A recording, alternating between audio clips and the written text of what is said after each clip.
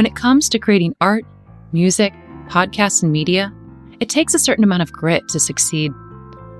My name is Jenny Wren Stotrup, and you're listening to Gritty Birds, a podcast all about discovering how we create art and why it's so important. This is day 4 of NaNoPodPoMo, a national challenge that has a new episode up every single day for 30 days. And on Mondays, we're talking about marketing. And I'm going back to season 1. Today's episode is all about how we get to talk about building companies. And this is from nobody better than Mees from Tender Living Empire. Him and his wife, Bree, run this incredible company that has grown so far since we first had this conversation about founding a label, about what he loves about music, but what he loves about starting a company, what you should know. If you want to support, go to patreon.com/grittybirds. Without further ado, Mees. How do you take your coffee? I usually drink coffee with sugar and cream. Sugar or spice? Sugar. 3 words to describe the Portland music scene. Insular, inventive, underappreciated. As a label head, then what are some of the roles that you have? I deal with the distribution of our artists as the big top level is basically distributing the music of our artists to as many places as we can. And that involves hiring a full team of publicity, radio, retail marketing. People who get into it for the money are sorely disappointed, Yeah. Most of the big working artists that are big, almost every successful artist, you ask them why they got into this, it was never the money. Maybe a couple of them, that was an anomaly. Probably a few of them stayed for the money, yeah. But they didn't get into it for the money. That makes sense. What do you think has changed? You've been in the industry for a while, and what are some of the things that you've seen different as you have ran the label, from when you first started to now, as there's been so many changes in the industry? Yeah, people complain a lot less now. When I started out in 2006, it was the music industry had basically just imploded, and all the majors had basically lost their shorts to Napster and the whole digital.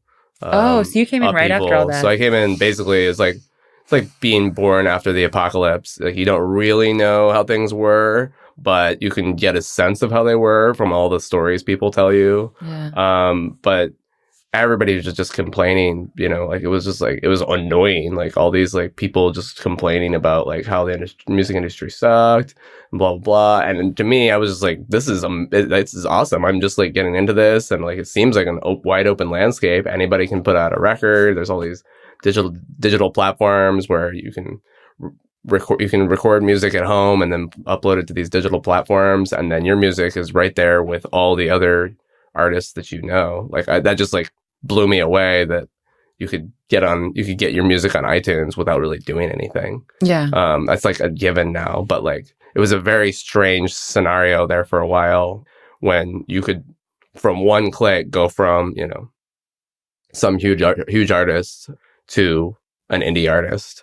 And that's just that was an awesome thing to me. And was it not like that before? No, before there was no digital, to get your music in record stores, you had to be with with a label, and you had to have all these things in place. But, it really democratized the music industry when the digital platforms came along, because now any independent artist could upload their stuff through CD Baby or TuneCore, and the music was on iTunes, the next week, and right next door to, Maroon 5 and all these huge artists. Whereas prior to digital, getting your music into a CD store or a record store required a lot of money and a lot of time and a lot of people being labels basically putting your music out. And so I was really excited to get into it, but what's changed is that people have slowly gotten used to the fact that the music industry didn't die when digital came around. The music industry was reborn in a totally different format, and all the people who were used to, living the high life on yachts and making all this money off of music we're bumming out, because it's that was that party was over a little bit. but I thought it was like amazing, So, and I still do. I'm still excited. Like the landscape has changed only slightly. I mean, the digital landscape, going from a physical landscape to a digital landscape was the big thing. And now it's, it's obviously like gone from like downloads to streaming or whatever, but it's still just like, a slight change. Yeah. You've gone from like files being on your computer to files being in the cloud, but it's like, that's kind of boring in comparison to like Tower Records closing and because, Napster is taking all the money away. Like that was the real like crazy, like, change that happened.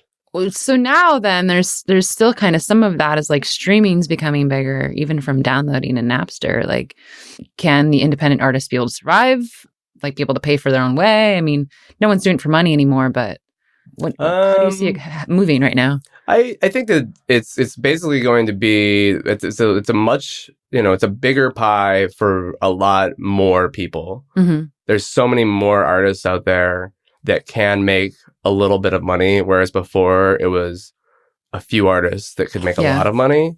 So I don't think that, streaming and downloads are going to pay your way unless you're doing all the other things right. Yeah. Like you really have to be treating your music like a business if you and have it be your entire the entire thrust of your effort in your life has to go towards your music the same way it has to for any small business. Yeah. Like there's no real exception to that rule. So like people thinking that they need to support themselves off their music, I think is just like I wouldn't recommend that as a direction for most people because it's really difficult, and then really it's just unlikely that it will happen. B, I mean, and I don't mean that as like a negative thing. I mean that like people should just try to enjoy music more and think of it as an income generator less. Yeah. You can make a little bit of money, but to fully fund your lifestyle and that of your family off of music is a very, very, very difficult thing that I wouldn't recommend as like as a path. Music is supposed to like augment our enjoyment of life and like increase our enjoyment of life. And if you choose to do it as a lifestyle, it often will decrease your enjoyment of life. Not as a rule, but it often is like a stressful thing. Yeah. What was one of the first, like the biggest challenges you had as you like stepped out the door on this whole project? I would say the biggest challenge has been not knowing what we were doing as far as business goes. We did not have any business experience or any business acumen or education whatsoever. It was all completely, shooting from the hip. And it pretty much was like horrible for the first 5 years. Really? I have no idea how we did it. It was like, I don't know how we kept going because we just didn't know what we were doing. And we know a lot more now. We've taken some classes and studied up and like, really like gotten serious about it in the last 5 years. But the first 4 years were just like, we just didn't know what we were doing. Was there like a turning point where you're like, oh, hey, this year's going way better? There was a turning point when we realized like we weren't going to be able to do this anymore if we didn't get our finances together. Oh. It was like a moment of clarity. There was several over a couple of years where we realized like we have to get this in order, and so we'd get one part of it in order, and we have to do this, and I think moving the store to a really good location really made us realize like this could actually work as a thing we do long term, because we never intended it to be like our whole lives, but we didn't want to do our normal jobs. What do you look for artists that you bring into TLE? Well, I think when we are looking to sign an artist, we would like somebody that is going to be appealing to a broad audience while also providing something very nuanced and unique. We don't want to just make music that a few people are going to like. We don't want to try to like tell people about music that they're just not going to like, because that's tough. We're aiming for a pretty broad audience. So we are trying to have stuff that like moms will like, kids will like, hipsters will like. We're not trying to make like genre music specific. What is the best part of your job? I would say the best part of my job is the just the experience experiencing art like on a daily basis. Like I don't really have to go to a job. I don't feel like I have to go to work. Like I feel like I just am constantly like in this flux of surrounding myself with the things I loved my whole life. Mm-hmm. So could be making this music, just being around art and being around music. It's kind of a generic answer, but being around art and music all day long, every day, and is pretty awesome for. Yeah.